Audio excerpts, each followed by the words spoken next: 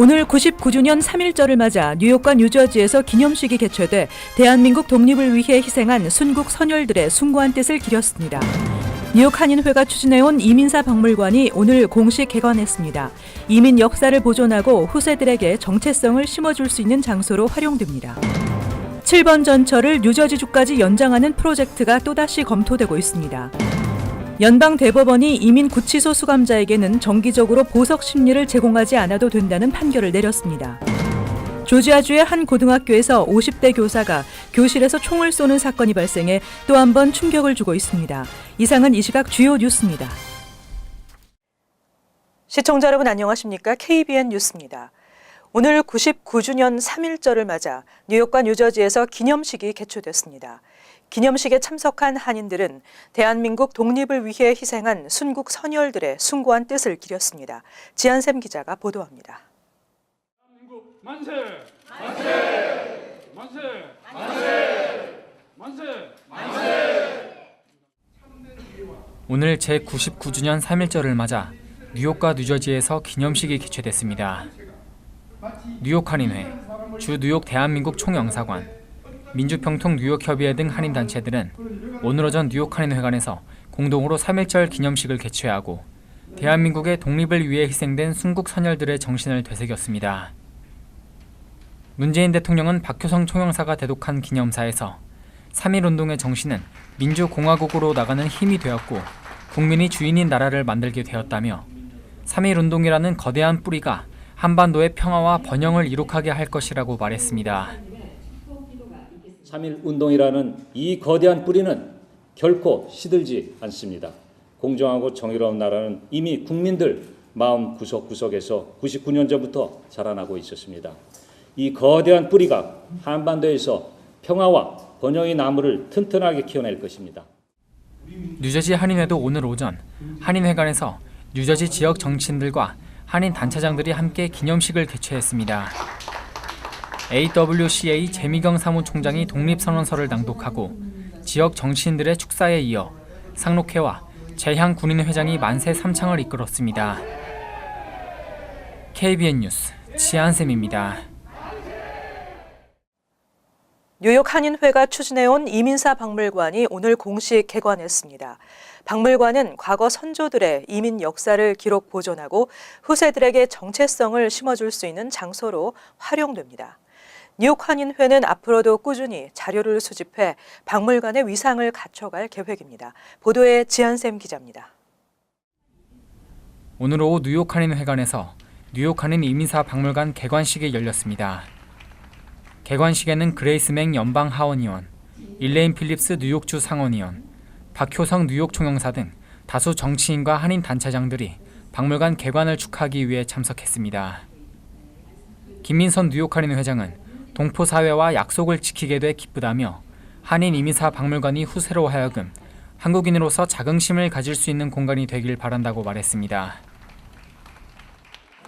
우리 그동안 50만 동포들께서 물신양면으로 저를 믿어주시고 지원해주신 덕분으로 이렇게 저희들이 오늘을 맞이하게 됐습니다.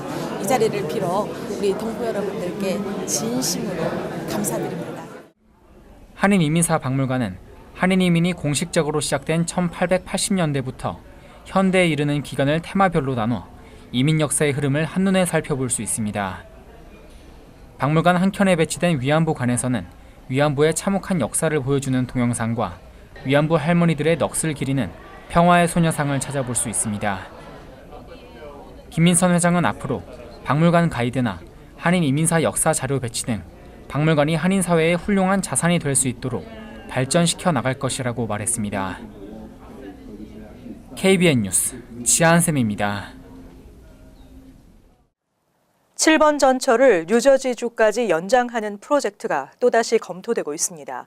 현재 맨하탄 종착역을 뉴저지 시카커스까지 연장하는 방안입니다. 뉴욕 뉴저지 항만청이 7번 전철 노선의 뉴저지 연장 프로젝트를 추진한다고 뉴욕타임즈가 보도했습니다.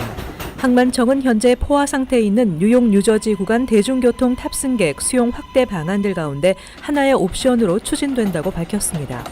이 가운데는 7번 전철의 맨하탄 종착역을 현재 34 스트리트 허드슨 야드역에서 뉴저지 트랜짓 시카커스역까지 확장하는 안이 포함됐습니다.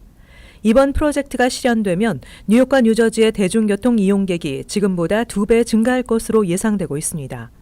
지난 2010년에도 7번 전철 연장 계획이 거론되긴 했지만 진전되지 못했는데 이처럼 공식 발표된 것은 이번이 처음입니다. 그러나 이번 프로젝트가 현실화되려면 300억 달러의 예산으로 뉴욕과 뉴아크를 잇는 게이트웨이 터널 프로젝트가 완성돼야 하기 때문에 최소 20년이 걸릴 것으로 예상되고 있습니다. 현재 뉴욕과 뉴저지를 잇는 열차는 패스가 유일하며 버스의 경우에도 맨하탄 포트 오토리티 터미널 하나밖에 없기 때문에 많은 이용자들을 수용하기에 역부족이라는 지적이 제기돼 왔습니다. 연방 대법원이 이민 구치소 수감자에게는 정기적으로 보석 심리를 제공하지 않아도 된다는 판결을 내렸습니다. 이러한 무기한 억류는 인간 기본권에 대한 침해라는 지적이 나오고 있습니다. 이 소송은 멕시코 출신 영주권자가 3년 이상 보석 심리도 받지 못한 채 이민 구치소에 수감되며 2007년 소송을 제기했고 이후 유사한 처지의 수감자들이 참가해 집단 소송으로 확대됐습니다. 대법원은 이 집단 소송의 상고심에서 6개월 이상 구금된 추방 재판 회부자에게는 자동적으로 보석 심리를 실시해야 한다는 연방지법과 항소법원의 판결을 뒤집었습니다. 한편 이번 심리에서는 대법관들의 정치적 성향에 따라 의견이 크게 엇갈렸습니다. 세멀 엘리토 주니어 대법관은 판결문에서 난민 심사나 추방 재판 대기자를 구금하는 것은 종적을 감추거나 범죄를 저지를 위험 없이 이민 당국이 결정을 내리는 데 필요한 시간이라고 설명했습니다. 반면 소수 의견을 대표한 스티븐 브라이어 대법관은 강한 반대 의사를 보이며 이번 판결은 보석의 기회 없이 미국에서 범죄 혐의로 장기간 구금하는 것을 허용한 첫 번째 사례가 될 것이라며 적절한 절차도 거치지 않고 위험한 근거도 없이 사람을 무기한 억류하는 것은 인간 기본권에 대한 침해라고 밝혔습니다. 대법원은 또 이 소송이 집단 소송으로서 타당한지도 항소법원이 검토하도록 했는데 만약 집단소송 자격을 상실할 경우에는 변호사를 선임할 능력이 없는 수많은 수감자들이 구제받기 어려워질 것으로 보입니다. 조지아주의 한 고등학교에서 50대 교사가 교실에서 총을 쏘는 사건이 발생해 또 한 번 충격을 주고 있습니다. 플로리다 학교 총격 참사의 충격이 채 가시기도 전에 뉴욕시에서는 40여 건의 교내 총기 위협이 잇따르고 있습니다. 어제 오전 11시 30분쯤 조지아주 델턴 소재 델턴 고등학교의 한 교실에서 권총을 소지한 교사가 교실에서 바리케이트를 치고 있다는 신고가 접수돼 경찰이 출동했습니다. 이 학교의 사회 과목 교사인 제시 랜덜 데이비스는 오후 3시 교실 문을 걸어 잠근 채 권총으로 총탄 한 발을 발사했고 출동한 경찰과 30분에서 45분간 대치하다 체포됐습니다. 당시 교실에는 아무도 없어 부상자는 발생하지 않았습니다. 경찰은 교사의 정확한 범행 동기는 아직 확인되지 않고 있다고 밝혔습니다. 이 학교에서는 일주 전 총격을 가하겠다는 위협이 교실 바닥에 쓰인 것을 학교 관계자들이 발견한 바 있어 경찰은 바닥에 쓰인 낙서와 교사의 권총 발사 사이에 연관이 있는지를 조사 중입니다. 한편 플로리다 고교 총격 사건 이후 뉴욕시에서는 40여 건의 교내 총기 위협이 잇따르고 있는 것으로 나타났습니다. 어제도 스테이튼-아일랜드의 수잔 와그너 고교에서 라커룸에 총이 있다는 학생의 신고가 접수되면서 학교 폐쇄 소동이 빚어지기도 했습니다. 전날에는 브롱스의 크레스톤 아카데미에서 스냅챗을 통해 총격 위험 메시지가 전달됐으며 롱아일랜드3 응용과학고교에 재학 중인 16세 학생이 총기를 학교에 갖고 와 이용하고 싶다는 메시지를 SNS에 올리면서 경찰이 수사에 나서기도 했습니다. 또 업스테이트 뉴욕 포킵시 학군도 총기 난사를 암시하는 메시지가 SNS에 게재되면서 어제 해당 학군 8개 학교가 모두 폐쇄됐었습니다. 뉴욕, 뉴저지 일원 한인은행들이 지난해 전국 평균을 압도하는 성장세를 보였습니다. 한인은행들의 영업망 확대와 함께 한인사회의 경제력 신장에 따른 것입니다.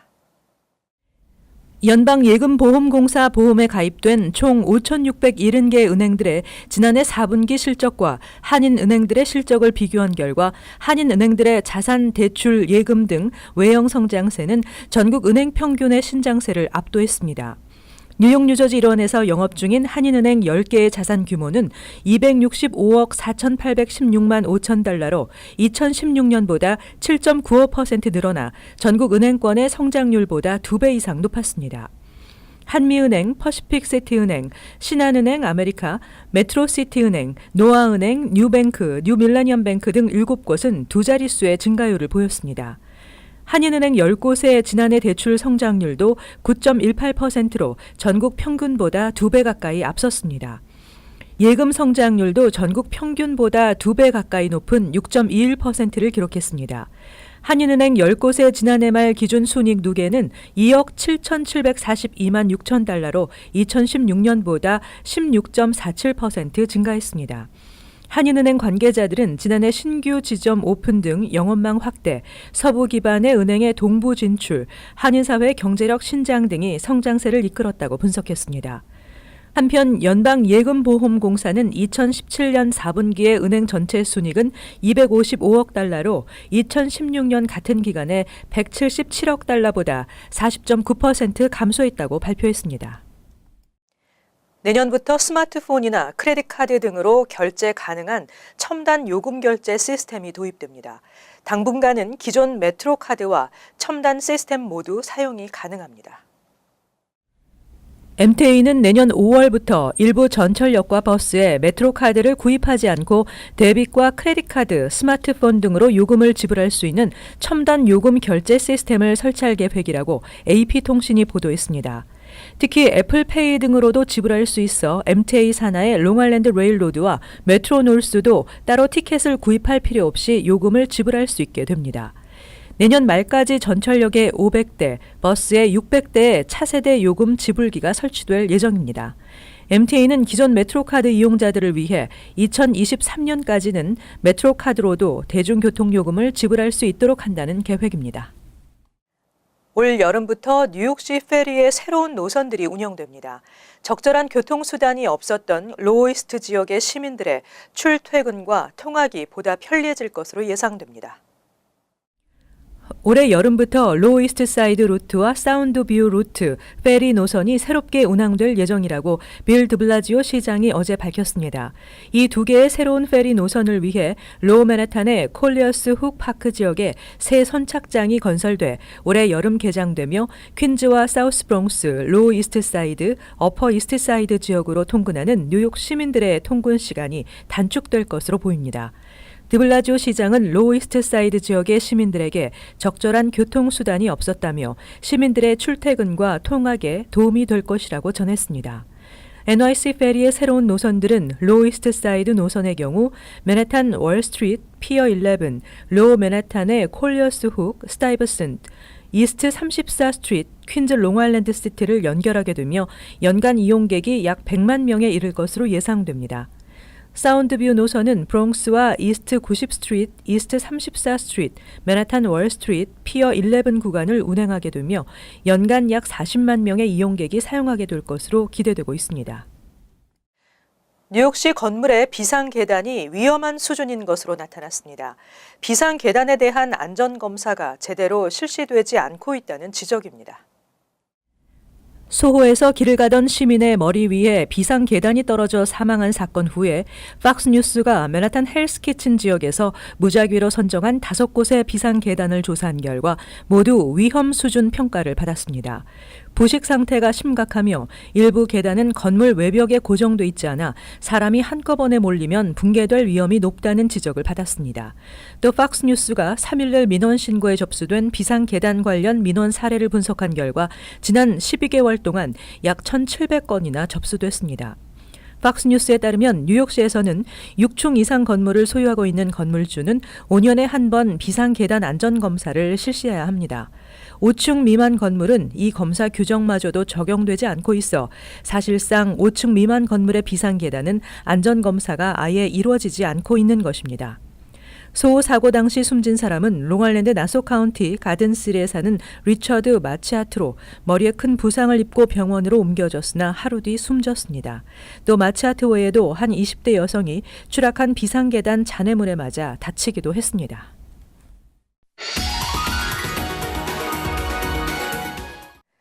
이어서 LA 지역 한인사회 소식입니다. LA시가 교통사고로 인한 사망률을 줄이기 위해 새로운 제한속도 정책을 도입합니다. 에릭 가세티 LA시장은 오늘 최근 실시된 LA 교통국의 차량 속도 조사 결과에 따라 LA 시내 71개의 도로의 제한 속도를 변경한다고 밝혔습니다. 이에 따라 LA 한인타운 내 팔가와 버질 애비뉴, 라브레아 애비뉴와 파운튼 애비뉴 등 도로 45곳의 제한 속도는 최대 10마일 하향됐으며 이외 도로 26곳은 5마일 상향 조정됩니다. 이와 관련해 가세티 시장은 LA 주민들의 안전을 최우선시한다며 새로운 제한 속도 정책으로 주민들은 더 안전하고 편리하게 도로를 이용할 수 있을 것으로 기대했습니다. 한편 새 제한 속도 정책은 LA시가 교통사고를 줄이기 위해 도입한 비전 제로 프로젝트의 하나로 LA 경찰국과 협력해 시행될 예정입니다. LA시가 40년 만에 메이저리그 올스타전 유치에 나섰습니다. LA시 의원은 오늘 LA 다저스의 2020 메이저리그 올스타전 유치를 위한 발의안을 통과시켰습니다. 발의안에 따르면 LA시는 올스타전을 주최하기 위해 필요한 도시 자원과 서비스를 제공하고 다저스 팀은 올스타전 유치를 위해 필요한 자금인 $10만 달러를 LA시에 지원하게 됩니다. 이에 대해 길세디오 LA시 의원은 올스타전 장소를 물색하기 위한 MLB 관계자들의 방문을 앞두고 이 같은 발의안은 유치 결정에 긍정적인 영향을 미칠 것으로 기대했습니다. 한편 발의안에 따르면 MLB 올스타전을 주최한 도시들은 평균 $8,940만 달러의 경제적 효과를 창출한 것으로 알려졌습니다. 이어서 간추린 소식입니다. 플로리다 마이애미 데이드 퍼블릭 스쿨을 이끌고 있는 엘버토 카벨호 학군장이 차기 뉴욕시 신임 교육감에 임명됐습니다. 카벨호는 파리니아 교육감의 뒤를 이어 올해 9월 학기부터 뉴욕시 공교육을 책임지게 됩니다. 물리 과목 교사로 교계에 발을 들여놓은 카벨호는 지난 2014년 플로리다 올해의 학군장으로 선정되기도 했습니다. 제임스 테데스코 뉴저지 버겐 카운티장이 어제 신년 인사를 통해 올해 주요 사업 계획을 발표하면서 지난해에 이어 올해도 예산 절감을 통해 재산세를 줄여 주민들의 부담을 완화시킬 계획이라고 밝혔습니다.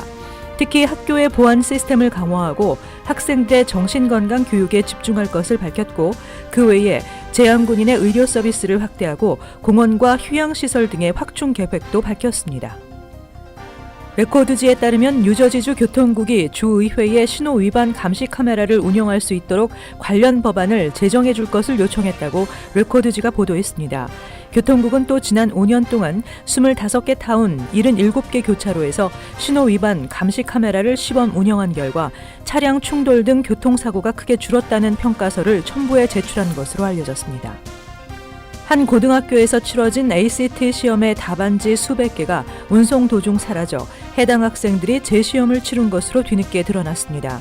지난 1월 애틀란타 인근 캅 카운티의 라시테 고등학교에서 ACT 시험을 본 학생들의 답안지 220개가 페덱스를 통한 운송 도중 분실돼 해당 학생들은 SAT 시험위원회의 결정에 따라 지난 24일 재시험을 치렀습니다. 계속해서 환율과 증권 소식입니다.